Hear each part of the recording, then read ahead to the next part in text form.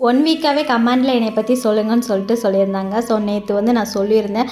அதில் சொல்லும்போது நான் ராம்நாடு என்னோடய நேட்டிவ் பிளேஸு அப்படி சொல்லியிருந்தேன். அந்த வீடியோவில் மோஸ்ட் ஆஃப் கமெண்ட் நானும் ராம்நாடு தான் சிஸ்டர், உங்களோட நியூ சப்ஸ்கிரைபர்ஸ் அப்படின்னு சொல்லும்போது எனக்கு ரொம்பவே சந்தோஷமாக இருந்தது. எந்த ஸ்கூலில் படிச்சிங்கன்னு சொல்லிட்டு கொஞ்சம் கமெண்ட்னா வந்திருந்தது. நான் செய்தம்மாவில் தான் 11th 12th படித்தேன். என்னோடய செய்தம்மாவில் நான் படித்த ஃப்ரெண்ட்ஷிப் எனக்கு ரொம்பவே பிடிக்கும். நாங்கள் ஒரு கேங் இருக்கோம். என்னை சேர்த்து ஒரு 5 பேர். எங்கள் கேங்கோட நேம் என்னென்னா ஓருயிர் ஐவுடல்.